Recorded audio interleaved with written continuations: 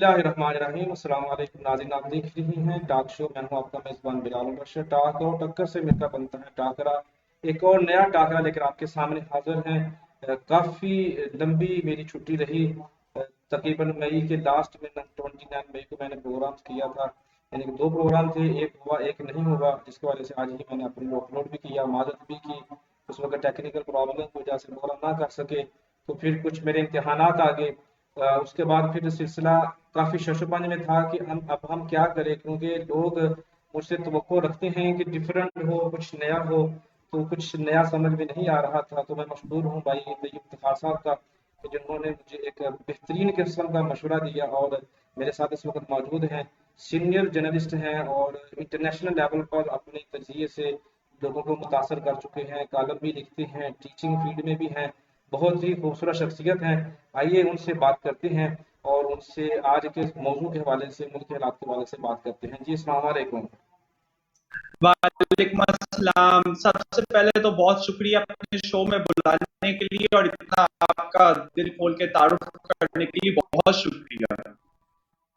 जी, हमारी तो खुशी यही बिलाल होती है साहब, कि हम जो है ना अपने हर मेहमान, और जिस तरह खासतौर पर आप जैसे नौजवान साफी को या शख्सियत को देख के ना अंदर की फीलिंग जो है ना वो थोड़ी सी चेंज हो जाती है, थोड़ी सी एनर्जी आ जाती है। तैयब साहब, शुरू में ही हम थोड़ा सा जानना चाहेंगे आपके हवाले से कि आपकी तालीम के बारे में हमें थोड़ा सा बता दें, ताकि जो हमारे नाज़रीन हैं इस वक्त आपको देख रहे हैं उनके भी इल्म में आ जाए कि आपका ताल्लुक किस शहर से है, आपने तालीम कहाँ कहाँ से हासिल की, और फिर जर्नलिज्म के हवाले से फिर उसके बाद हम सवालात करेंगे। जी। जी, मैं बुनियादी तौर पे एक आर्मी फैमिली से ताल्लुक रखता हूँ। मेरे फादर कोर ऑफ इंजीनियर से हैं और मेरे फादर ने, जब मैं बिल्कुल छोटा था तो रिटायरमेंट इंजीनियरिंग की, यहाँ पे लाहौर में जॉब ज्वाइन कर ली। तो मेरी थ्रू आउट उस वजह से एजुकेशन लाहौर में ही हुई। मैंने यहीं पे डिफेंस पी ब्लॉक में जो है, मैंने मॉन्टेसरी नर्सरी ये क्लासें की। क्लास 1 मैंने डिफेंस एल्मा में की। उसके बाद ये जो लालिक चौक जहाँ पे बड़े मशहूर पीटीआई के धरने होते हैं, वहां पे मैंने डिफेंस पब्लिक से अपनी तालीम क्लास 1 के बाद हासिल की। फिर क्लास 7 तक मैं जो हूँ यहीं पे ही पढ़ते रहा हूँ। ये जो हमारा लालिक चौक है, जहाँ पे ये सारे पीटीआई के गैदरिंग के जो वो बड़े बड़े मशहूर वाक़े आते हैं कि पूरी पूरी रात गैदरिंग हुई। तो फिर उसके बाद फिर मैंने मैट्रिक जो है वो एक जहाँ पे जगह थी कैंट में, वहां से किया। उसके बाद ये है कि गैरिसन डिग्री कॉलेज से मैंने किया एफए। फिर उसके बाद वो गैरिसन यूनिवर्सिटी बन गई अब। फिर मैंने एफजी डिग्री कॉलेज से किया। थ्रू आउट मुझे दो चीजों का बहुत शौक था। एक तो मुझे ये शौक था अपनी बातों को लिखने का, चाहे मेरी राइटिंग कैसी भी थी, पर मुझे जो है वो स्टोरी सुनने का बहुत शौक था और एक स्टोरी अपनी बयान करने का बड़ा शौक था। मसलन मैं कार्टून्स बहुत ज्यादा शौक से अगर देखता था तो उसका ये था कि मैं कार्टून किसी को जुबानी सुना भी सकता था। और मुझे ये था कि मेरे अंदर एक वो नरेशन का बहुत ज्यादा हमेशा से शौक था कि मुझे अपनी फीलिंग्स एक्सप्रेस करना बड़ा अच्छा लगता था। और मुझे जैसी टीचर बुलाते थे, आमतौर पे बच्चे डर रहे होते हैं, मुझे कभी भी अगर टीचर ने बुलाया रोस्टम पे, डाइस पे कि आए बोले, तो मैं हमेशा स्कूल लेवल पे भी मेरा होता था कि मैं बोलूं। और उसका एक और फैक्टर ये भी था प्लस के मैं जब कॉलेज लेवल पे आया हूँ तो मैंने एफए में, बीए में मैंने कॉलेज मैगजीन के लिए मजमून कंट्रीब्यूट किया। मैंने अखबार जरी कंट्रीब्यूट की, इंफॉर्मेशन कंट्रीब्यूट की, मुख्तलिफ चीजें कंट्रीब्यूट की है। तो एक सही। अपनी बात को एक्सप्रेस करने का हमेशा से मेरे अंदर शौक था। तो फिर मैंने 2010 में बीए जर्नलिज्म किया और तब वीकली पल्स में मेरा कॉलम छपा। तब उस टाइम मैंने बाय चांस पाकिस्तान पे ऐसा कुछ नहीं लिखा। उस टाइम मेरा जो कॉलम छपा वो चेंज के नाम से छपा और उसके अंदर ये सारा, उन दिनों में अरब स्प्रिंग की तरफ मामला जा रहे थे। 2010-11 में जब मेरा कॉलम छपा तो अरब स्प्रिंग की तरफ मामला चल रहे थे। ट्यूनस से अरब स्प्रिंग की जोरदार किस्म की लहर उठी थी, जब वो अबुल अजीजी ने अपने ऊपर पेट्रोल डाल के आग लगा ली थी। उसके बाद फिर इजिप्ट में जो कुछ हुआ और जिस तरह हुस्नी मुबारक की कई दिहाइयों से चले आ रही हुकूमत का तख्ता उलट गया, कजाफी साहब की हुकूमत का तख्ता उलट गया, सीरिया आज तक पूरी तरह उससे संभल नहीं सका। तो उस टाइम पे मैंने थोड़ा थोड़ा सा का वो जो मेरा कॉलम था उसमें ये बयान किया गया था कि क्या हो रहा है इन मुल्कों में। वो तो फिर आगे बहुत ही ज्यादा एक्सपेंड कर दिया कि वो क्या क्या हुआ है उस मुल्क में, और सीरिया का फॉल आउट जो है वो आप देख रहे हैं, अभी तक दुनिया को हिलाए बैठे है। तो उस टाइम भी यही एक लास्ट लाइन यही थी कि अल्लाह में सही डायरेक्शन में गाइड करे, क्योंकि डर ये था कि पाकिस्तान में अब क्या होता है। फिर मैंने लॉ किया, लॉ कॉलेज में मैंने थ्रू डिबेट्स विन किए, कंपटीशंस विन किए, मैं रेड क्रॉस के कंपटीशन पे इवन लॉ कॉलेज की तरफ से नथिया गली भी गया, और मैंने लाहौर में पंजाब यूनिवर्सिटी गया, मुख्तलिफ जगहों पे गया, मैंने डिबेट्स में कंट्रीब्यूट किया अपने लॉ कॉलेज की तरफ से।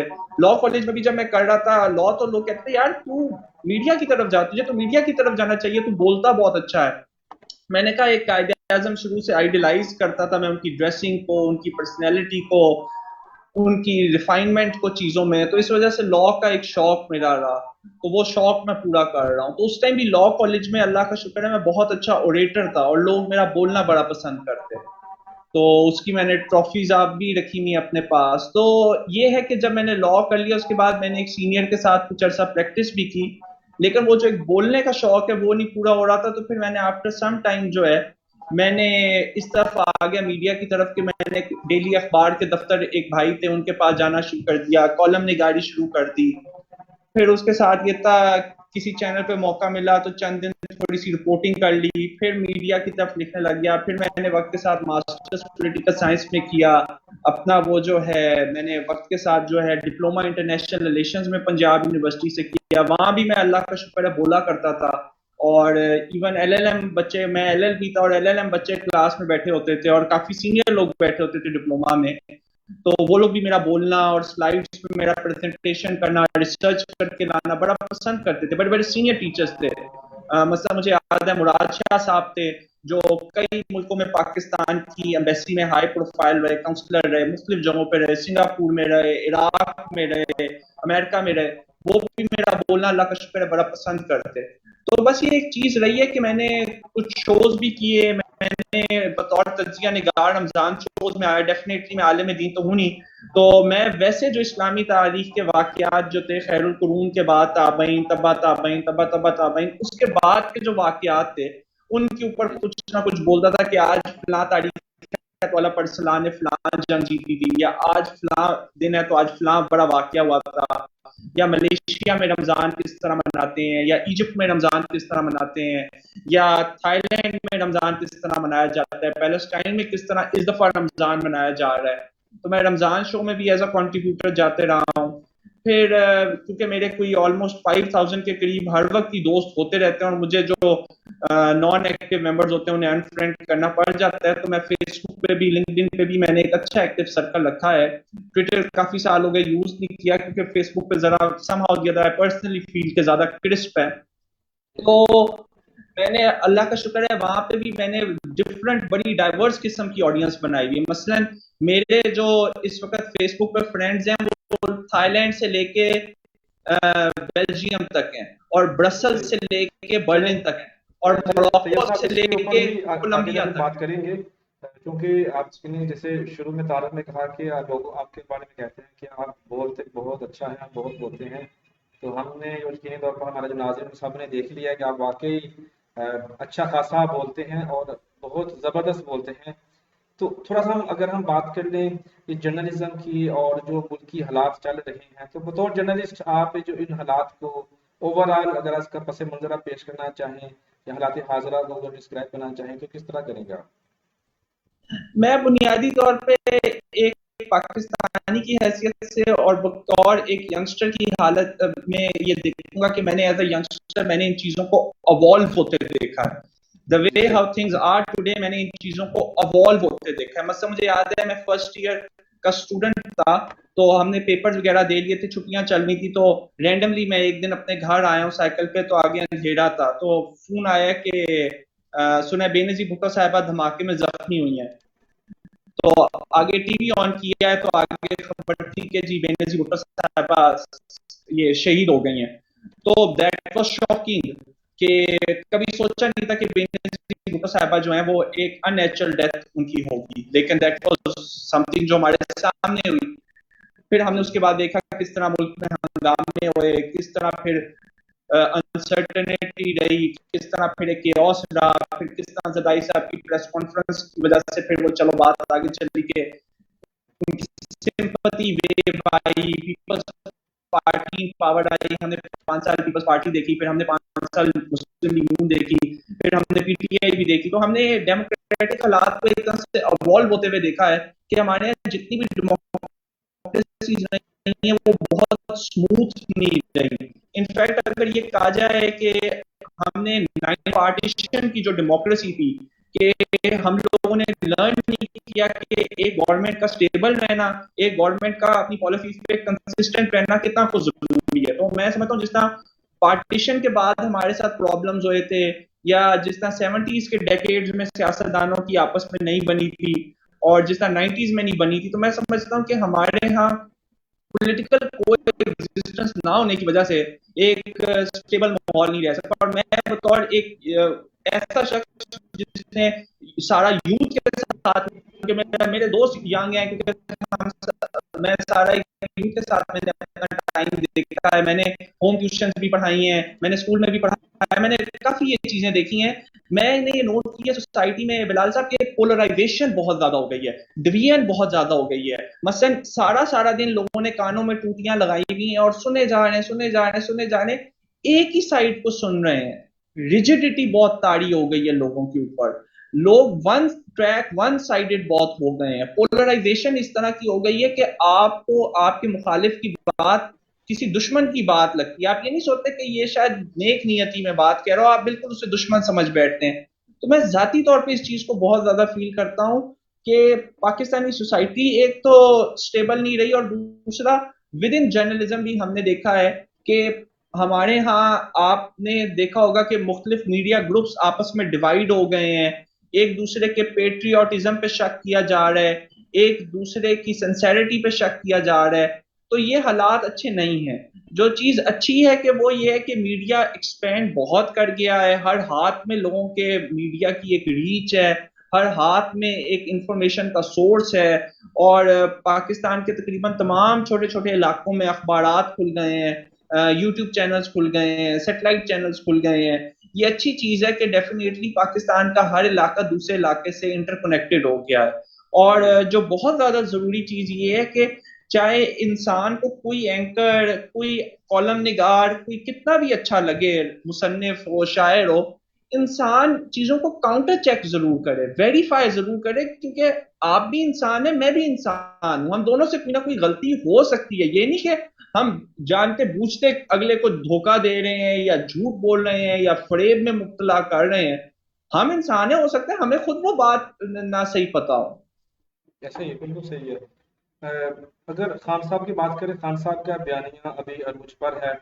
अगर हम चूंकि वन बाय वन सब पार्टीज की बात करेंगे तो खान साहब से शुरू करना है, क्योंकि आजकल उनकी पार्टी काफ़ी ज़्यादा जो है ना बयानी की वजह से जद में भी है, चूंकि पैमरा ने भी उनके ऊपर पाबंदी लगा दी है और कि उनके जितने भी लाइव बयान होंगे या लाइव तकरीर होगी उसके ऊपर उसको जो पैमरा व जितने भी चैनल्स हैं वो उसको नशर नहीं कर सकते। जाहिर सी बात है खान साहब के लिए, उनकी पार्टी के लिए काफ़ी परेशान कौन होगी, लेकिन खान साहब को ना कुछ काम निकालेंगे।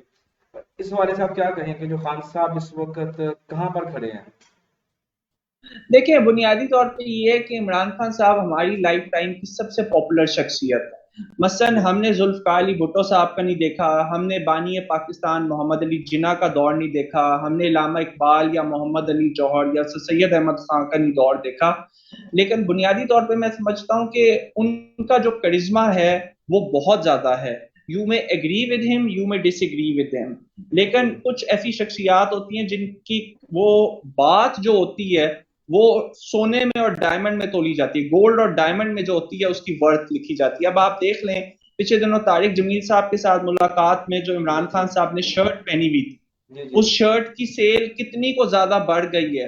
वो जी अभी तक वो कंपनी हैरान है कि वो शर्ट कैसे इतनी ज्यादा सेल हो रही है। आप देख लें, 2015 में अर्तुगरुल ड्रामा आया था, जी जी और तब जो है हार्डली स्टाइल 360 पे चला, तो जो हम टीवी का चैनल है, जी और एक सीजन के बाद उन्होंने दूसरा जो है शो नहीं खरीदा। मैक्सिमम ये होता था कभी रमजान में वो जो अर्तुगरुल की फारसी नात है वो कभी कभार हम टीवी या स्टाइल 360 पे चल जाती थी, जी लेकिन शो नहीं उन्होंने लिया। लेकिन जब इमरान खान साहब ने कहा है कि पीटीवी चलाएगा, तो उसी टाइम जो है लोगों ने डाउनलोड करके देखना शुरू कर दिया। जब पीटीवी पे वो चला है तो पीटीवी सालों बाद लोगों ने देखा, 10 15 20 साल बाद, 25 साल बाद लोगों ने गौर से पीटीवी को 8 से 9 देखा। ऐसा ही है, फिर ठीक है। रिकॉर्ड सब्सक्रिप्शन हुई, रिकॉर्ड लाइक्स हुए, रिकॉर्ड कमेंट्स हुए उस पे। तो ये बात ये है कि वन में नॉट एग्री विद खान साहब। और बिलाल साहब, मैं यहाँ एक बड़ी इंपॉर्टेंट बात पॉइंट आउट करना चाहूंगा। जी जी हमारे जितने सीनियर जर्नलिस्ट हैं उन्होंने बहुत अच्छे तजजिए किए। उन्होंने एक एक चीज को पिन पॉइंट किया कि इमरान खान साहब बात ये कह रहे हैं लेकिन फैक्ट्स एंड फिगर्स इसके ऑपोजिट हैं, या इमरान खान साहब ने फलां बात कही थी तो ये रियलिटी से इतनी दूर है या इतनी करीब है, इतनी गलत है इतनी सही है। लेकिन मैं समझता हूँ थ्रू आउट जब इमरान खान साहब की ये उनके खिलाफ वोट ऑफ नो कॉन्फिडेंस चल रही थी, इस चीज को असेस नहीं किया जा सका कि इमरान खान साहब के जिन दिनों में वोट ऑफ नो कॉन्फिडेंस हो रही थी और वो जो जलसों में जाके कह रहे थे कि तुम्हारे बच्चों से कोई शादी नहीं करेगा, मिलेगा नहीं, और ये देखें ये अमेरिकी लेटर है, सब कुछ है, उनके तमाम जलसे बड़े हो रहे थे, मैसिव साइज के हो रहे थे। जी जी, और ऐसा ही है। उन मैसिव साइज के जलसों को इग्नोर नहीं करना चाहिए था। हमारा एक सही बहुत है। बड़ा तबका जो इमरान खान से अब से एग्री नहीं करता था, वो इस डिबेट में पड़े रहा कि क्या इमरान खान साहब की बात सही है या गलत है। वो बात अपनी जगह कि इमरान खान साहब की बात कितनी सही है कितनी गलत है, ये बात इग्नोर नहीं करनी चाहिए थी कि इमरान खान साहब पॉपुलर कितने। और तभी जब इमरान खान साहब का भी रिसेंट 15 सीटों का इलेक्शन का रिजल्ट आया उनके फेवर में, जो 15 सीटें क्लियर कट वो जीत गए, तो सारे शौक में थे। एक जी जी शॉक वेव थी तमाम तर मीडिया में, और खास तौर पे उन लोगों में जो इमरान खान साहब की पॉलिटिक्स को बिल्कुल समझते थे कि ये बंद पॉलिटिक्स हो जो गई है है। ये एक फैब्रिकेटेड बयान में। जी जी, ऐसे ही है। तो हमें ये बात याद रखनी होगी कि एक आदमी गलत है या सही है वो एक और डिबेट है, वो पॉपुलर कितना है ये एक और डिबेट है। अब आप देख लें अमेरिका में ट्रंप साहब जो हैं, उन्होंने एक एक बात पे यू टर्न लिया है, लेकिन वो आज भी उनके घर पे एफबीआई की रेड होती है तो रात के 2 और 3 बजे अमेरिका में लोग सड़कों पे उनके हक पे झंडे लेके निकल आते हैं, प्ले कार्ड्स लेके निकल आते हैं, we support Trump, we love Trump, we are Trump supporters. तो बात ये आ जाती है कि सही और गलत एक अपनी जगह एक बड़ी रेलेवेंट डिबेट है, जी जी, लेकिन ये सही भी है। एक बड़ी रेलेवेंट डिबेट है कि अगला पॉपुलर कितना है। जी जी, तो सही है। तो आपको क्या नज़र आ रहा है कि जो हालात चल रहे हैं इसमें खान साहब कुछ मुल्की मामलात में हालात में कोई तब्दीली ले आएंगे कि नहीं लेकर आएंगे? क्योंकि हुकूमत में तो अभी वो ज़ाहिरी तौर पर तो नहीं है, लेकिन पंजाब में उनकी ही पार्टी की हुकूमत है, यानी कि परवेज़ इलाही साहब उनके ही मुंतखब किए हुए शख्स हैं। तो क्या वो क्या लगता है कि ये खान साहब अभी वफाक में नहीं लेकर पंजाब में हुकूमत कर रहे हैं, तो क्या ये कोई अच्छा अच्छा साइन है पाकिस्तान के लिए या नहीं? देखिए, बुनियादी तौर पे इमरान खान साहब के बारे में अक्सर सवाल किया जाता है कि खान साहब पॉलिटिशियन ज्यादा अच्छे हैं, स्पोर्ट्समैन ज्यादा अच्छे हैं। बड़े बड़े इमरान खान साहब के सियासी नाकदीन मुखालफिन भी कहते हैं कि इमरान खान साहब स्पोर्ट्समैन अच्छे थे। उसी तरह खान साहब ऑपोजिशन में बहुत अच्छे रहे हैं कि खान साहब जो है तनकीद बड़ी अच्छी कर लेते हैं, कि वो पिन पॉइंट कर लेते हैं चीजों को। लेकिन बात बुनियादी तौर पे ये आ जाती है कि इमरान खान साहब के सारे सिनेरियो में आज भी एमक्यूएम का इलेक्शन, अभी जब मैंने लास्ट 8 बजे तक देखा तो उनका कैंडिडेट लीड में था, फिर एमक्यूएम थी, और फिर उसके बाद फारूक स्टार, और फिर एक और, यानी वो जो आज भी कराची में इलेक्शन हो रहा है जब हम बात कर रहे हैं। जी जी लेकिन बुनियादी तौर पे बात ये आ जाती है कि खान साहब की पॉपुलैरिटी जो है वो बहुत डिबेटेबल है कि वो अच्छी है हमारे लिए या नेगेटिव है।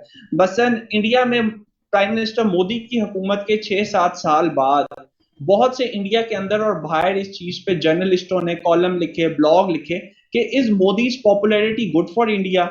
और उसमें इस बात को डिस्कस किया गया कि ये बात तो ठीक है, चलें जी, ओबामा मोदी जी से बड़े प्यार से मिलता है जी, ब्रिटेन का प्राइम मिनिस्टर बहुत प्यार से मिलता है, जर्मनी या रशिया का लीडर बड़े प्यार से मिलता है, अमेरिका के प्रेसिडेंट के प्यार से मिलने से लेके चाइना का प्रेसिडेंट भी प्यार से मिल रहा है, ये भी मिल रहा है, बांग्लादेश बहुत ऑनर करे।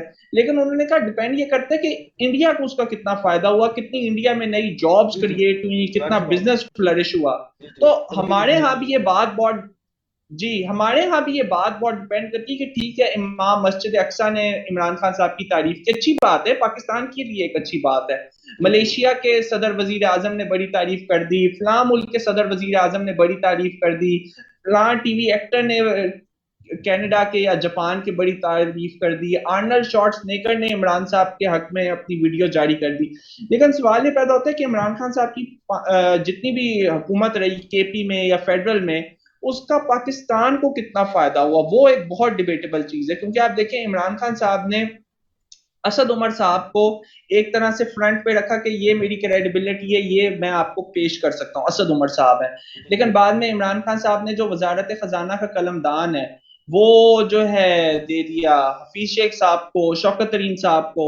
यानी कि इमरान खान साहब पे जो एक एतराज हो रहा था जब से इमरान खान साहब पिछले पॉलिटिक्स में पिछले 7-8 साल में रेलिवेंट हुए थे कि खान साहब की अपनी टीम नहीं है, और अल्टीमेटली वही हुआ कि इमरान खान साहब को हफीज शेख और शौकत तरीन पर जो कि पुरानी टीम के हिस्से थे उन्हें अपने साथ लेना पड़ा। मसलन यहाँ तक मजाक किया जा रहा था कि अगर इमरान खान साहब की हुकूमत 5 साल पूरी करती तो पूरे कंडे का नतीजा ये होना था कि उन्हें शायद मिफ्ता इस्माइल साहब और इसहाक डार साहब को भी अपनी टीम में लेना पड़ जाता। तो बात यह आ जाती है कि इमरान खान साहब शायद जितने पॉपुलर हैं वो री इलेक्ट हो जाएं, लेकिन सवाल ये पैदा होता है कि उनके पास एक बेहतरीन टीम होनी चाहिए जो पाकिस्तान को लीड कर सके। जी जी। तो जो शहबाज शरीफ साहब हैं, चलिए इमरान खान साहब की बात तो काफी होगी, शहबाज शरीफ साहब के हवाले से अभी वो कह लें वफाक में हुकूमत तो कर रहे हैं, लेकिन हुकूमत उनकी नज़र नहीं आ रही जिस तरह के नज़र आनी चाहिए, जिस तरह के मामला होने चाहिए। एक वज़ीर आज़म के पास इख्तियारात होने चाहिए, माँ सवाए पकड़ दकर, माँ सवाए वो जो उनकी कह लें कि मुखालफिन से बदले वाली बात है, केसेस खत्म करने की बात कर लें, अपने ऊपर करप्शन के केसेस उनको बंद करने वाले, नैब के केसेस, नैब को बंद करने वाले मामला, इलेक्शन कमीशनर अपनी मर्जी का लगाने वाले मामला, ये सारे मामला तो बहुत ही ज़्यादा अच्छे तरीके से, आसान तरीके से वो सरंजाम दे रहे हैं। मतलब अपने मुखालफिन को लताड़ भी रहे हैं, जिसका शहबाज गिल सर आम है, आगे जाके उसके ऊपर बात करेंगे, सेपरेट सारी बात है, बहुत बड़ा इशू है शहबाज गिल इस वक्त पाकिस्तान में। लेकिन शहबाज शरीफ साहब अवाम के लिए, चूंकि वजीर आजम तो वो अवाम के हैं, अवाम के लिए वो क्या कर रहे हैं, इस हवाले से क्या कहेंगे आप? देखिए, बुनियादी तौर पे हमें मियाँ शहबाज शरीफ साहब के बारे में एक बात याद रखनी होगी कि हमेशा से एडमिनिस्ट्रेशन का मैकेनिज्म नून लीग में पिछले 20 से 25 साल में, सवाए जब मियाँ नवाज शरीफ खुद चीफ मिनिस्टर थे और वो फिर प्राइम मिनिस्टर बने, ज्यादातर जो मैकेनिज्म है एडमिनिस्ट्रेशन का प्रोविंशियल लेवल पे तो वो चलाया ही मियाँ शहबाज शरीफ साहब ने। बुनियादी तौर पे बात ये आ जाती है कि मियाँ शहबाज शरीफ साहब के मामले में कि हमारे यहाँ, जिसे बिलाल साहब एक हार्ड कोर रियलिटी है जो उसे मानना पड़ेगा हमें, हमारे यहाँ सारी पॉलिटिक्स जातों और शख्सियात के इर्द गिर्द ज्यादातर रही है, टॉपिक सेंट्रिक या टॉपिक रेलिवेंट कम रही है। हमारे यहाँ बुनियादी तौर पे नून लीग इज मियाँ नवाज शरीफ, ये एक रियलिटी है जिससे हम आंखें नहीं बंद कर सकते। Peoples party is the Bhutto family, उसी तरह पीटीआई इज इमरान खान साहब। आज अगर इमरान खान साहब को हम पीटीआई से अलहदा कर दें तो पीटीआई का अपना कोई वोट बैंक नहीं है। उसी तरह अगर नून लीग को नवाशी फैमिली से अलहदा कर दें तो उनका अपना कोई वोट बैंक हमें सस्टेनेबल नहीं नजर आएगा। वही बात यहाँ पे हमें नजर आती है पीपल्स पार्टी के मामले में। अब बुनियादी तौर पर बात यह आ जाती है कि मेरी जाती राय यही है, जो मैंने लिखी भी एक्सप्रेस भी की है, कि बेहतर होता कि अगर शाहिद खान अब्बासी साहब को वजीर आजम लाया जाता। उससे एक फायदा ये होता है कि नून लीग के ऊपर जो ये स्टैंप लग चुकी है कि ये एक खानदान की जमात है, वो थोड़ा सा उससे पीछे हटते। लेकिन मियाँ शहबाज शरीफ साहब को लाया गया। देखिए, मियाँ शहबाज शरीफ साहब के प्लस पॉइंट्स भी हैं, दूसरी तरफ उनके ऊपर सवाल भी हैं। प्लस पॉइंट उनका ये है कि मियाँ शहबाज शरीफ जो है उन्होंने वक्त के साथ अपने आप को अवॉल्व किया है, मुख्तलिफ जबानें सीखी हैं, फिजिकली मियाँ नवाज शरीफ साहब के मुकाबले में ज्यादा एक्टिव हैं कि एक दिन अगर कराची में है तो दूसरे दिन गिलगित में है, एक दिन अगर वो इस्लामाबाद में होंगे तो दूसरे दिन वो पेशावर में भी हो सकते हैं, एक दिन में भी 2-2 फंक्शंस अटेंड कर सकते हैं, मुख्तलिफ कल्चर्स को समझते हैं, मुख्तलिफ कंट्रीज का उनको तजुर्बा है और उनके पास अपने एडवांटेजेस बहुत ज्यादा है। लेकिन जो डिसएडवांटेज वाली बात आ रही है वो आप वाली बात भी सही है कि उनकी हमें इस वक्त बहुत स्ट्रॉन्ग गवर्नमेंट नजर नहीं आ रही। मसलन हमेशा से वफाक में वही जमात ज्यादातर रहती है जो पंजाब में पहले बरसर इक़्तिदार हो। यहाँ एक बड़ी इंटरेस्टिंग चीज है कि इस वक्त किसी भी सूबे में डायरेक्टली नून लीग की हुकूमत नहीं है, डायरेक्टली वजीर आजम साहब की जमात की हुकूमत नहीं है। यानी बलोचिस्तान में भी कोलेशन है, सिंध में पीपल्स पार्टी की हुकूमत है, पंजाब में उनकी गवर्नमेंट रही नहीं है। लेकिन इसके बावजूद भी जो उनके साथ एक सबसे ज्यादा इंटरेस्टिंग फैक्टर आ रहा है कि नून लीग जो है अपने ऊपर जो एक एतराजात हैं वो उनको नहीं हटा पा रही। मसलन एक आम आदमी जो मेरे साथ बैठेगा, एक माली मेरे साथ बैठेगा, एक ड्राइवर मेरे साथ बैठेगा, एक तरखान मेरे साथ बैठेगा, एक मुची मेरे साथ बैठेगा, जो सिर्फ और सिर्फ टिकटॉक के क्लिप देखता है पीटीआई के या यूट्यूब की या फेसबुक की वीडियो सुनता है, वो मुझे कहेगा हम ईरान से सस्ता तेल क्यों नहीं खरीद रहे। अब इसका एक जवाब है जो नून लीग को देना होगा। या वो कहेगा कल रात आलमी मंडी में तेल सस्ता हुआ था तो तेल क्यों नहीं अभी तक यहाँ पाकिस्तान में सस्ता हुआ, या रूस से हम सस्ता तेल क्यों नहीं ले रहे। तो वो बात ये है कि नून लीग बहुत से बुनियादी चीजों के अभी भी उस तरह सवालों के जवाब जो है वो उस तरह से लग नहीं रहा के दे पा रही है। और बुनियादी तौर पे मुस्लिम लीग नून के साथ ये हो रहा है कि नून लीग वहीं आके बैठ गई है जहां इमरान खान साहब थे। अब इमरान खान साहब जो हैं इनको रियायत नहीं दे रहे, ये लोग इमरान खान को रियायत नहीं दे रहे, जबकि आप खुद बहुत अच्छी तरह बिलाल साहब ये जानते हैं कि इन्फ्लेशन इस वक्त एक ग्लोबल मसला है। जी जी बिल्कुल ऐसा ही है। चले इन्फ्लेशन ये छोटी सी ब्रेक ले लेते हैं यहाँ पर, ब्रेक के बाद वापस आएंगे तो फिर हम इंशाल्लाह अजीज गुफ्तगू करेंगे, जो हालात हाजिर हैं उसके वाले से ही बात करेंगे। जो पार्टी महंगाई का नारा लेकर आई थी और अब वो महंगाई को ही बढ़ा रहे हैं, उसके वाले से बात करें, यानी कि शहबाज शरीफ साहब के ऊपर अभी हम जो सेशन करेंगे उसके ऊपर हम इंशाल्लाह अजीज खुलकर तनकीद करेंगे। ज़ाहिर सी बात है हुकूमत में है तो अवाम की बात जो है ना हुक्म तक पहुँचाना हमारी जिम्मेदारी है। छोटी सी ब्रेक के बाद वापस आते हैं। घरेलू शॉपिंग हुई और भी आसान अब आपके शहर सांगला हिल में दुआ सुपर स्टोर। तमाम जरूरियात जिंदगी के लिए दरकार अशिया एक ही छत के नीचे दस्तयाब हैं। हर किस्म के मसाला जात, दालें, मशरूब, सरकारी नरक पर अशिया और जनरल स्टोर की तमाम वैरायटी दस्तयाब है।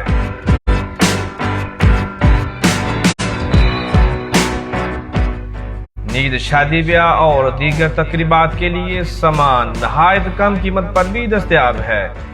आज ही विजिट करें दुआ super store, Hamid Rajami road, निज़द मरकजी जामा मस्जिद सांगला है।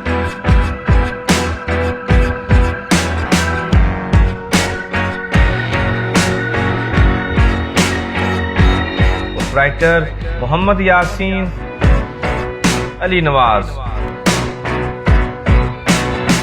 घरेलू शॉपिंग हुई और भी आसान अब आपके शहर सांगला हिल में दुआ सुपर स्टोर। तमाम जरूरियात जिंदगी के लिए दरकार अशिया एक ही छत के नीचे दस्तयाब हैं। हर किस्म के मसाला जात, दालें, मशरूब, सरकारी नरक पर अशिया और जनरल स्टोर की तमाम वैरायटी दस्तयाब है।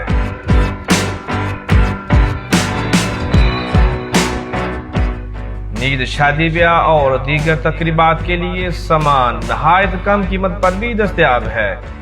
आज ही विजिट करें दुआ super store, Hamid Rajami road, निज़द मरकजी जामा मस्जिद सांगला है।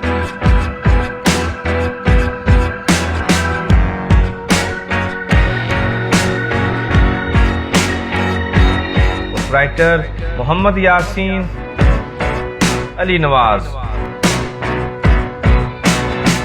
घरेलू शॉपिंग हुई और भी आसान अब आपके शहर सांगला हिल में दुआ सुपर स्टोर। तमाम जरूरियात जिंदगी के लिए दरकार अशिया एक ही छत के नीचे दस्तयाब हैं।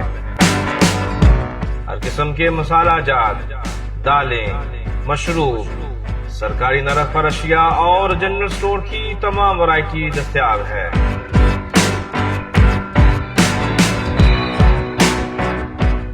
नींद, शादी ब्याह और दीगर तकरीबात के लिए सामान नहायत कम कीमत पर भी दस्तयाब है। आज ही विजिट करें दुआ super store, Hamid Rajami road, निज़द मरकजी जामा मस्जिद सांगला है।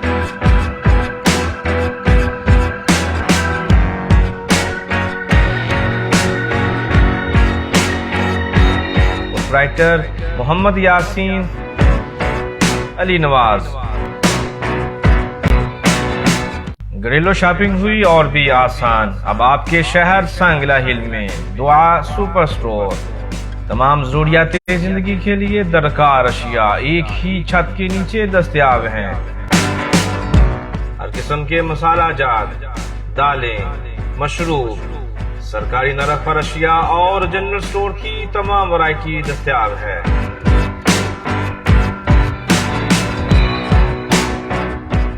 नीज शादी ब्याह और दीगर तकरीबात के लिए सामान नहायत कम कीमत पर भी दस्तयाब है। आज ही विजिट करें दुआ super store, Hamid Rajami road, निज़द मरकजी जामा मस्जिद, सांगला है।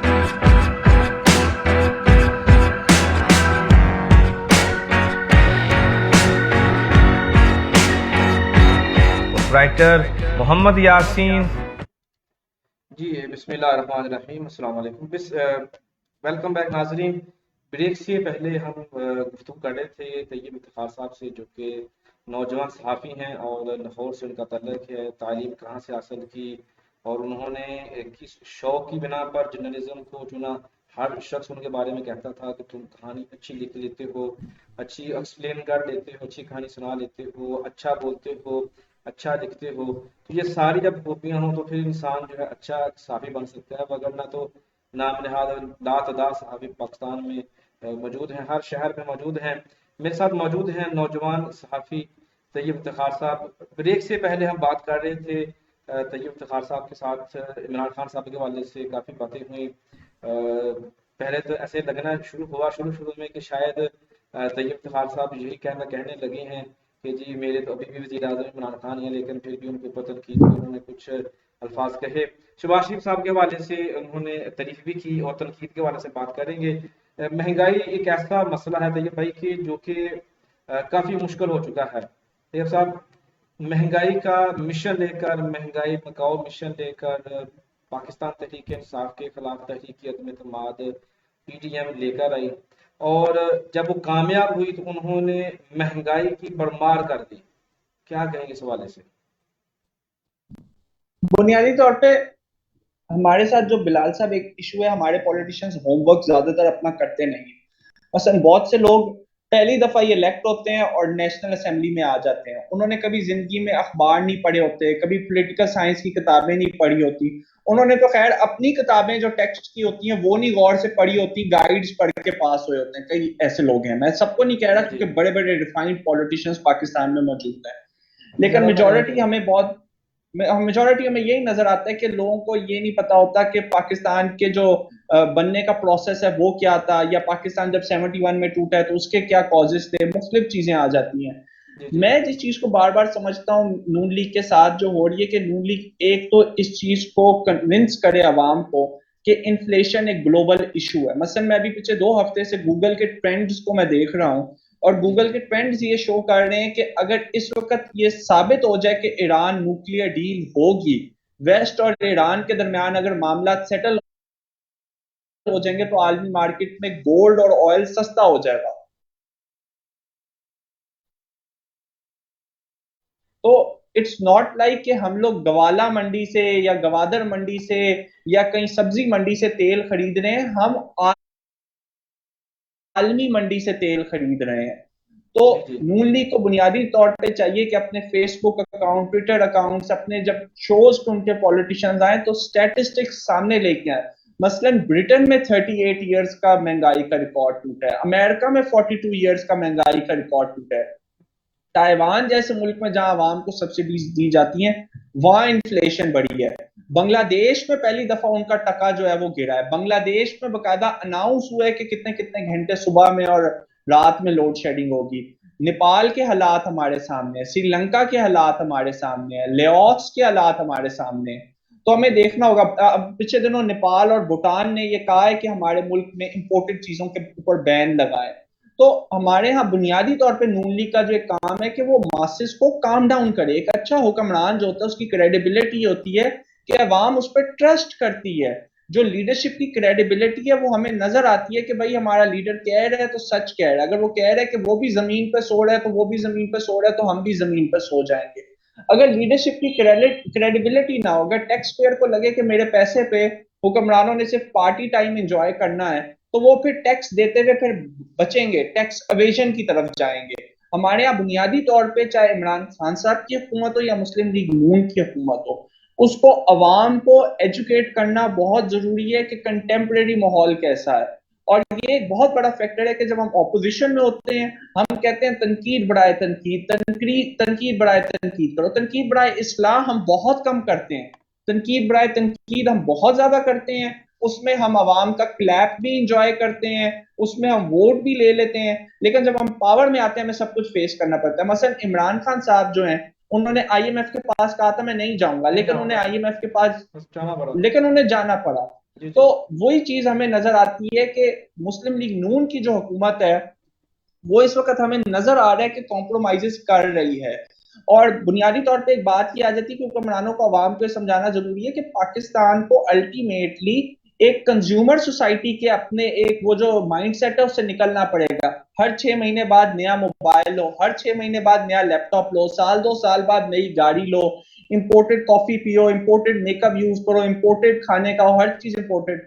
भाई हम सिर्फ कंज्यूम कर रहे हैं, यानी कि हमारे ओवरसीज पाकिस्तानीज ने रिमिटेंसेस भेजे, हम सब खा पी गए, बाहर से एड आई, हम सब खा पी गए। बात ये पैदा होती है हम प्रोड्यूस क्या कर रहे हैं।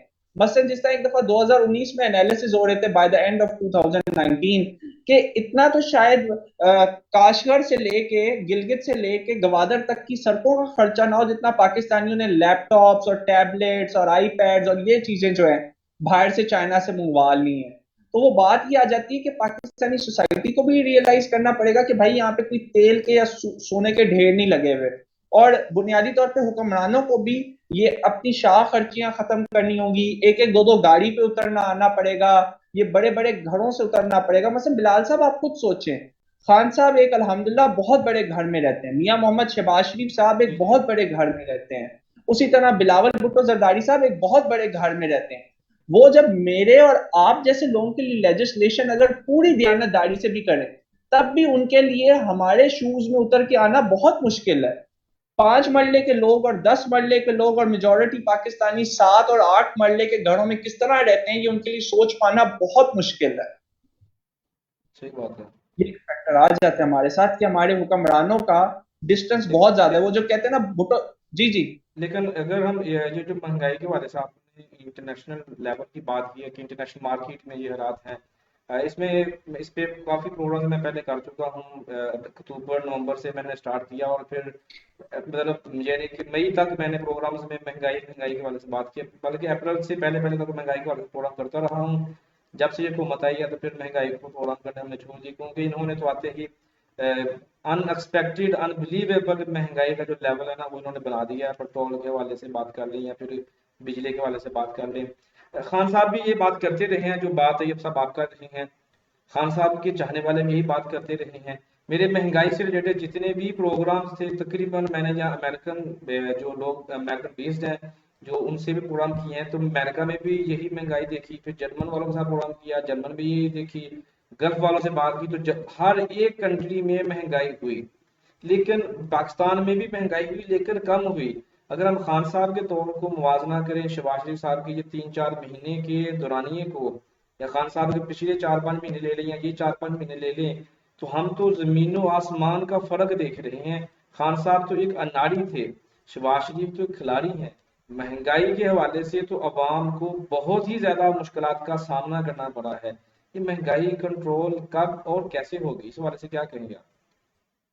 वैसे में बुनियादी तौर पे एक तो हमने ये बात डेवलप करनी होगी कि हम लोग कुछ ना कुछ बना के सेल जरूर करें। मसलन हमारे सामने कई ऐसे मुल्क हैं जो सिर्फ अगर अपना आम ही चाइना अमेरिका को बेचते हैं तो उन्हें काम हो जाता है। नो डाउट उनको आसानी हो जाती है कि उनका काम हो जाता है, उन्हें पैसे आ जाते हैं। हमारे यहाँ एक बहुत बड़ा इशू ये है कि हमारे यहाँ नो डाउट फार्मिंग में इंडिविजुअली बेहतरी आई है कि लोगों को सेंस आ गई है कि किस तरह फार्मिंग को हम बेहतर कर सकते हैं, कहाँ पे क्या चीज प्लांट करेंगे तो ज्यादा प्रॉफिटेबल है। उनके बाप दादा ने अपने ओन पे बड़ी ईमानदारी से 50-60 साल वहां पे चीजें बोते रहे हैं और उगाते रहे हैं और होती रही हैं। लेकिन अब लोगों में ज्यादा सेंस आ गई कि नहीं, इस जमीन पे ज्यादा प्रॉफिटेबल ये चीज उगाना है। तो नो डाउट हम लोगों को चाहिए कि हम अपने किसान को कंफर्ट जोन में लाएं, हम अपने किसान को ट्रेनिंग दें, एजुकेशन दें, उसको हेल्प करें, क्योंकि डेफिनेटली हम लोगों ने खाना है। हमारे यहाँ ये जो प्राइवेट हाउसिंग सोसाइटीज और ये सब कुछ इतनी बढ़ गई हैं, ये जो हम लोगों के जो शहर है इतने फट गए हैं, एक तरह से ओवर पॉपुलेटेड हो गए हैं, ओवर क्राउडेड हो गए हैं। तो उसका ये हमें एक बहुत बड़ा फैक्टर ये आ रहा है कि हमारी जमीनें और ये चीजें अफेक्ट हो गई हैं। दूसरा बिलाल साहब मैं एक और बात कहूंगा कि हमारे यहाँ महंगाई की एक और वजह भी है, पुराने जमाने में बहुत सी चीजें घर में तैयार हो जाती थी। मसलन खवातीन ने घर में पुदीना, धनिया, नींबू, सेब, आम, ये चीजें आम तौर पे छोटे छोटे घरों में होती थी। मसलन हमारे लिए बहुत जो पॉश एरियाज के घर हैं वहां बड़े बड़े हमें गार्डन नजर आएंगे, फूल नजर आएंगे, घास नजर आएगी, लेकिन हमें फलदार दरख्त हार्डली कई घरों में एक भी नहीं नजर आएगा। दो दो केनाल के, छह छह केनाल के घरों में हमें एक भी फलदार दरख्त नहीं नजर आएगा। हुक्मरानों को चाहिए कि अवाम को ये एजुकेट करें, हुक्मरानों को चाहिए कि इस चीज को बिल्कुल नीचे लेवल तक एजुकेट करें कि आप घर में टमाटर लगा लें जिस तरह लोगों ने जापान और सिंगापुर में लगाए। लोगों ने कई मुल्कों में तो अपनी फ्लैटों की बैल्कनीज में छोटे छोटी फल सब्जियां ये चीजें उगाई हैं। तो ले, लोगों को इस तरफ ले, लाया जाए। ये चीजें देखिए, ये चीजें हैं अभी भी, लेकिन चूंकि हालात इस तरह के बन चुके हैं कि लोग फ्लैटों में रह रहे हैं, तो जब जाहिर सी बात है फिर वहां पर ये थोड़ा मुश्किल हो जाता है। छोटे छोटे घरों पर लोग रहने पर मजबूर हैं। वजह यही है कि कॉलोनियाँ तो बन रही हैं लेकिन बहुत ज़्यादा महंगी हैं, और उस वजह से भी। लेकिन ये तो एक अवाम की तरफ पर है, लेकिन अब हमारी, आपको पता है, अवाम इस तरह की है नहीं। हम लोग कर्जे पे मकान बनाना जानते हैं, हम कर्जा लेकर दुरुस्त। कारोबार करना जानते हैं, हम कर्जा लेकर शादी करेंगे, हम कर्जा लेकर बाहर जाएंगे, कर्जा लेकर गाड़ी कर लेंगे। सारे काम हम कर्जा लेकर ही करेंगे, तो जाहिर सी बात है अपनी जेब से तो हमने कुछ करना नहीं होता। ये एक नेचुरल बात कर रहा हूँ। तो फिर किस तरह मुमकिन है कि एक हुकूमत जो है वो हमें रिलीफ देकर, या हुकूमत हमें मोटिवेट करके, या हुकूमत किस तरह हमारे ऊपर ये अखराजात को कम करवा सकती है, या फिर महंगाई को ऊपर कंट्रोल कर सकती है?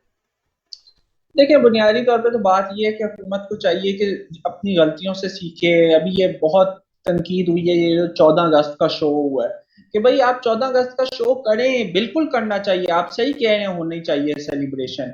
लेकिन आपको चाहिए था कि उस पर एक आध फंक्शन कर लेते छोटा सा, आप बहुत ज्यादा उस पर डांसेस वगैरह पे हर चीज पे खर्चा ना करते। जी उसी जी। तरह आपको चाहिए कि गाड़ी एक आध यूज करें। जब आपको अवाम का इतना दर्द है, मैं इस नून लीग को टारगेट नहीं कर रहा, इमरान हम्म खान साहब हो जाए, मियाँ शहबाज शरीफ साहब हो जाए, बाकी लोग हो जाए, आप हम्म। लोग अपनी प्रॉपर्टी का कुछ कुछ हिस्सा कौमी खजाने में डोनेट करें। मसलन बड़े अमेरिका में मुश्किल हमें काम है। नजर आता है, जी, अमेरिका में हमें नजर आता है कि बहुत ज्यादा डोनेशन कोरोना के लॉकडाउन में लोगों ने दी। इंडिया में अंबानी, मित्तल, अदानी, इन सब लोगों ने बहुत कुछ कंट्रीब्यूट किया। उसी तरह जी पाकिस्तान में भी कुछ लोगों ने कंट्रीब्यूट किया, लेकिन पॉलिटिशियंस को चाहिए कि वो सामने आए, एग्जाम्पल कंट्रीब्यूट करें। एक एक दो दो केनाल के चलो घरों में आप लोग शिफ्ट हो जाओ, आप कई एकड़ों के घर जो है वो बेच दो। जब आप दिन रात कहते हो कि आपको गरीब आवाम की फिक्र है, ये हो नहीं सकता मुझे बिलाल साहब आपकी बहुत ज्यादा फिक्र है लेकिन मैं आपको खाना ही ना पूछूं। ये हो नहीं सकता बिलाल साहब मुझे आपकी बहुत ज्यादा फिक्र है लेकिन मैं पूछूं ना कि आपने आज दवाई खाई है या नहीं खाई है। तो बुनियादी तौर पर बात यह आ जाती है कि हुक्मरान अपनी एग्जाम्पल सेट करें, कौमी खजाने में पैसा जमा करा दें, गरीबों में डोनेट कर दें। अल्टीमेटली हम लोग ये बात कहते जरूर हैं, हम लोग कब्रिस्तान हम लोग खुद अपने हाथ से मैयत दफना के आते हैं, लेकिन हम ये भूल जाते हैं हमने भी जाना है। हम हर वक्त भी ये कह रहे होते हैं कि एक दिन इस दुनिया से चले जाने, लेकिन हम फिर भी जब तक आखिरी सांस होती है तो हमारी कोशिश होती है कि हमारे पास पांच छह पिजाड़े हों, घर हो, बच्चे बड़े बड़े ओहदों पे हों। तो हमारे यहाँ बुनियादी तौर पे इस चीज को देखना चाहिए कि हमें नॉन मुस्लिम सोसाइटी जहाँ पे हमें इवन एथिज्म नजर आता है, उसका इस्लाम या गैर इस्लाम से क्या, वो तो एथिज्म जहाँ हमें नजर आता है, वहां भी हमें चीज नजर आती है कि लोग सब कुछ डोनेट कर जाते हैं, इवन अपने बॉडी के ऑर्गन्स भी डोनेट कर जाते हैं, जी जो जी। सच्ची बात है। जी सही है, सही है। तो अ, हुक्मरानों को चाहिए कि अपने इस चीज को करें कि अपने जेब से पैसा दें, ज्यादा गाड़ियां ना रखें, ज्यादा बड़े सरकारी घरों में ना रहें, ज्यादा प्रिविलेजेस को ना यूज करें, और जितनी नेसेसरी चीजें हैं उन्हीं को ही करें। प्लस एक और चीज जो बहुत ज्यादा जरूरी है, हमें इस वक्त चाइना और अमेरिका के दरमियान अपने रिलेशनशिप्स को स्टेबल करने की जरूरत है, एक बैलेंस लाने की जरूरत है। क्योंकि अगर हम बिल्कुल चाइनीज बेल्ट में चले जाएं वो भी मसले का हल नहीं है, हम बिल्कुल अमेरिकन बेल्ट में चले जाएं वो भी मसले का हल नहीं है, हमें एक बैलेंस की बहुत ज्यादा जरूरत है इसमें। जी बिल्कुल सही है। आपने जैसे बात की कि हुकूमत को, हुक्मरानों को चाहिए कि वो कुछ ना कुछ आवाम के लिए करे वो, लेकिन जहाँ तक हमने देखा है, खान साहब की बात कर लें या शहबाज शरीफ साहब की बात कर लें, तो वो तो ये कहते हैं कि जी जो पार्टी आई है वो तो लूटने के लिए आई है। जाहिर सी बात है, जो भी पार्टी हुक्मरान ऊपर आते हैं वो आवाम से ही जुड़ते हैं, आवाम का यहाँ से माल लेके बाहर स्विट्जरलैंड में चले जाते हैं, और स्विस बैंक बड़े हुए हैं, जो ऑफशोर कंपनी हैं, दुबई में प्लाजे हैं और बाकी मुल्कों में भी हैं। ये तो नामुमकिन सी बात है। चूंकि आपके साथ पहला प्रोग्राम है तो मैं चाहता हूँ कि थोड़ा सा हम बिलावल सरदारी की मुस्तकबिल के हवाले से बात कर लें और उनकी सियासत के हवाले से बात कर लें। फिर इंशाल्लाह जिस गाहे बगाहे आपसे मुस्तफीद होते रहेंगे। काफ़ी इंटरनेशनल लेवल के हवाले से आपके पास मालूमात हैं और काफ़ी अच्छा लगा। मैं इसलिए आपको ज़्यादा सुन रहा हूँ। बाकी कोई भी एंकर, आपको मालूम है कि एंकर 2 से 3 मिनट के बाद जो है ना वो किसी को सुनना पसंद नहीं करते। लेकिन मुझे आपको सुनकर बड़ा मजा आ रहा है, क्योंकि आपकी जितनी माश- बातें हैं वो इंफॉर्मेटिव भी हैं और कारआमद भी हैं। अगर आप उसके ऊपर अमल करते हैं तो हुक्मरानों के लिए और आवाम के लिए काफी फायदेमंद साबित होंगी इंशाल्लाह।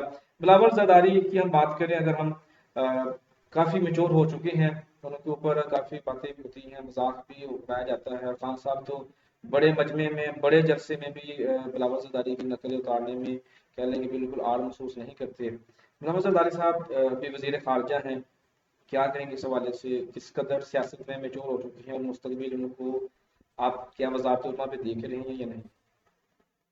देखिए, मैंने बिलावल जरदारी साहब के बारे में, जिन दिनों में लास्ट टाइम भी बारिशें बहुत ज्यादा हुई थी, इस साल से पहले जब कराची में बहुत बारिशें हुई थी और कराची में डिफेंस से लेके क्लिफ्टन और सारा कुरंगी और सब जगह शहीद मिल्लत रोड वगैरह सब इशू खड़ा हुआ था पानी का। मैं तब भी एक बात लिखी थी, मैंने छोटी सी लाइन लिखी थी सोशल मीडिया पे और वो लाइक भी लोगों ने की थी। मैंने कहा था कि mister Bilawal Bhutto Zardari, you are the most independent minded person in the entire opposition, either take responsibility or either resign from your post। उस टाइम वो किसी सरकारी ओहदे पे नहीं थे लेकिन एक पार्टी के ओहदे पे थे। मैंने उन्हें कहा था कि either take responsibility or either resign। Bilawal Bhutto Zardari साहब वो शख्स हैं जिन्हें हम लोग ये कह सकते हैं कि he has authority। बुनियादी तौर पे हमारा मसला ये है कि हम लोग जो है वो स्टीरियोटाइपिंग कर लेते हैं, हम एक स्पेसिफिक माइंडसेट बना लेते हैं। इमरान खान साहब के मुतालिक बहुत से ऐसे लोग हैं जो कहते थे इमरान खान कभी वजीर आजम बन ही नहीं सकता, कैलेंडर पे वो दिन ही नहीं है जिस दिन इमरान खान वजीर आजम बनेंगे। मसलन एक शख्स ने तो यहाँ तक कहा हुआ था कि मैं अपने आप को चौक पे गोली मार लूंगा अगर इमरान खान साहब वजीर आजम बनेंगे। वो लोग जो इमरान खान साहब की सियासत का मजाक उड़ाते थे, उनकी यूट्यूब पे वीडियोस मौजूद है, आज वो इमरान खान साहब की पार्टी में मौजूद है। जिन लोगों ने जलसों में कस्में खा खा के कहा था कि हम इमरान खान से बड़े लीडर हैं, वो भी आज इमरान खान साहब की पार्टी में मौजूद है। कुछ लोगों ने कहा था कि हम लोग जो सिर्फ सोशल मीडिया के निकालते कि हम सोशल मीडिया पर अपना अकाउंट डिलीट कर देंगे, हम कभी नजर नहीं आएंगे अगर इमरान खान साहब वजीर आजम बने, लेकिन इमरान खान साहब प्राइम मिनिस्टर बने। बिलावल भुट्टो जरदारी साहब के बारे में हमें ये मानना पड़ेगा कि बिलावल भुट्टो जरदारी साहब एक प्रिविलेज्ड चाइल्ड है, एक प्रिविलेज्ड चाइल्ड है, पे में आगे लगा के मिला है। इसमें मैं बुरा नहीं कह रहा क्योंकि वो एक रियलिटी है, मैं इसमें ये नहीं कह रहा कि उनकी कोई बुराई है, ये उनकी एक किस्मत है कि उन्हें एक वो प्रिविलेज्ड एलीट है। सबसे बड़ी बात ये आ जाती है कि बुनियादी तौर पे मरियम नवाज साहिबा जो है वो मियां जी जी। नवाज शरीफ साहब की साहबजादी हैं। उसी तरह बेनजीर भुट्टो साहिबा जो है वो जुल्फकार अली भुट्टो साहब की साहबजादी भी। कल को इमरान खान साहब के जो भी जानशीन बनते हैं वो हसान न्याजी की पॉलिटिक्स के कैरियर के जानशीन हो, कोई भी हो, वो उनका ब्लड लाइन या उनका नुमाइंदा होगा। तो बिलावल भुट्टो जरदारी साहब को बहुत बड़ा एडवांटेज ये है कि पाकिस्तान की बहुत पॉपुलर जमात जो है उसके वो आगे लीडर है। बिलावल भुट्टो जरदारी साहब के बारे में हमें ये मानना पड़ेगा कि जब वो प्रिविलेज लीडर, उसका ये मतलब नहीं कि वो एक बहुत पैसे वाले घर में पैदा होने से, वो एक बहुत तालीम याफ्ता घर में पैदा हुए। जुल्फकार अली भुट्टो साहब के इल्म, जुल्फकार अली भुट्टो साहब के तजरिए, जुल्फकार अली भुट्टो साहब के तजुर्बे, जुल्फकार अली भुट्टो साहब के सियासत की आज से दुनिया भर में मिसालें दी जाती हैं। तो ये बात हमें याद रखनी होगी कि बिलावल भुट्टो जरदारी साहब ने फिर अपनी वालदा के इल्म से फायदा लिया, तजुर्बे से फायदा लिया, उन्हें एक बहुत बेहतरीन पाकिस्तान के अंदर और बाहर तालीम का माहौल मिला, फिर उसके बाद सियासत का एक बहुत बेहतरीन माहौल मिला। तो हम इस चीज को हरगिज नहीं डिनाई कर सकते कि बिलावल भुट्टो जरदारी साहब के पास पाकिस्तान के एक एवरेज नौजवान के मुकाबले में बहुत बड़ा कैनवस है, बहुत बड़ा विजन है, बहुत बड़ा वर्ल्ड व्यू है। हमें ये बात भी याद रखनी होगी कि बिलावल भुट्टो जरदारी साहब ने नो डाउट अपनी पॉलिटिक्स जो है बाद में ऑपोजिशन के टाइम पे सबसे ज्यादा ऊपर की तरफ गई है, और इमरान खान साहब ने और किसी पॉलिटिशियन को इतना हिट नहीं किया जलसों में नाम लेके जितना बिलावल भुट्टो जरदारी किया। और मैं अक्सर उसकी वजह कहता था कि मुझे लगता है कि इमरान खान साहब के ज़हन में ये बात है कि the only one who can replace him in the eyes of the educated elite class of Pakistan is Bilawal. कि उन्हें ये नहीं लगता कि, वरना देखा जाए तो हमजा सियासत में ज्यादा वाइब्रेंट है या मरियम नवाज साहिबा ज्यादा वाइब्रेंट है, लेकिन उनको जो जहां सबसे ज्यादा उनका सपोर्ट बेस है इमरान खान साहब का, वो एजुकेटेड एलीट क्लास से है। तो मुझे लगता है कि इमरान खान साहब ने जो वो मजाक भी उड़ाए, जो कि वो ना उड़ाएं, तो बिलावल भुट्टो जरदारी साहब को तो बहुत से लोग पाकिस्तान में इवन रेलेवेंट भी बहुत से मामला में नहीं कंसिडर करते कि जी उनकी उर्दू सही नहीं है या लहजा सही नहीं है या भी और बहुत यंग है। लेकिन इमरान खान साहब को लगता है somehow the other back of the mind ये बात रही है कि ये मुझे रिप्लेस कर सकता है एजुकेटेड एलीट की आईज में। बिलावल भुट्टो जरदारी साहब का वजीर आजम बनना ना बनना इस चीज पर डिपेंड करता है कि बिलावल भुट्टो जरदारी साहब के वालिद जो असल में जिनके हाथ में कंट्रोल है, कि वो किस हद तक हालात को इस तरफ मोड़ लेते हैं कि हालात इस तरफ मुड़ जाएं, वो मोल कर ले सबको कि जी ये अब अगला वजीर आजम बिलावल भुट्टो जरदारी होगा। बिलावल भुट्टो जरदारी साहब पर हमेशा ये चीज रहेगी कि बिलावल भुट्टो जरदारी साहब की लेगेसी बहुत बड़ी है। बिलावल भुट्टो जरदारी साहब से एक सर्टेन किस्म का एथिक्स लोग हमेशा एक्सपेक्ट करेंगे।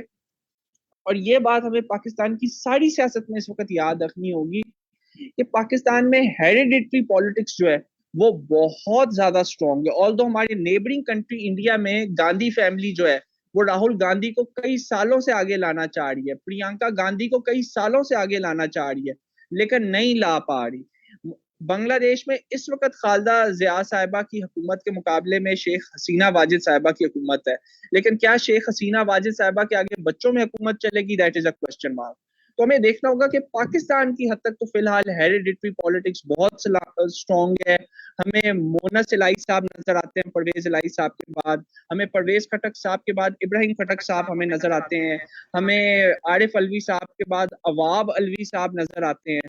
तो हमें इस चीज को बहुत ज्यादा देखना होगा कि पाकिस्तान में जो हेरिडिटरी पॉलिटिक्स है वो नो डाउट आप जो कह रहे हैं बिलावल भुट्टो जरदारी साहब के वजीर आजम बनने की बात वो पूरी हो सकती है। ठीक है जी, बहुत शुक्रिया तैयब ज़फ़ार साहब। वक्त काफ़ी हो चुका है, काफ़ी सारी जो जनरल डिस्कशन हमने की, तो उम्मीद करते हैं कि इंशाअल्लाह अज़ीज़ मुस्तक़बिल में हम मज़ीद प्रोग्राम्स करेंगे और एक टिपिकल या एक टॉपिक को लेकर हम जो बात करेंगे, गुफ्तगू करेंगे इंशाअल्लाह अज़ीज़, उसके हवाले से भी और बेशुमार प्रोग्राम्स हमारे साथ हों, आपके साथ करेंगे इंशाअल्लाह अज़ीज़। नाज़रीन, इसी पैगाम के साथ आपसे इजाज़त चाहेंगे कि पाकिस्तान हमारा है और हमने ही महंगाई को कंट्रोल करना है और हमने ही महंगाई के ऊपर काबू पाना है। तैयब इफ्तिखार साहब ने जिस तरह कहा कि हुक्मरानों को भी चाहिए कि वो भी होश के नाखन लें और अपनी जायदाद का कुछ हिस्सा अवाम की खातिर कुर्बान करें और अपने अखराजात को कम करें। अवाम को भी चाहिए कि वो जहाँ तक मुमकिन हो सके वो जो हम बाहर से चीज़ें खरीदते हैं उनका इस्तेमाल कम करें, ताकि हम लोग जितना हो सके बाहर पैसा कम भेजें और बाहर से पैसा पाकिस्तान मंगवा के पाकिस्तान को खुशहाल और पाकिस्तान की मैशूर बेहतर करने में अपना किरदार अदा करें। मिलेंगे फिर किसी नए रोज नए मौजू नए मेहमान के साथ, तब तक मुझे इजाजत। पाकिस्तान जिंदाबाद।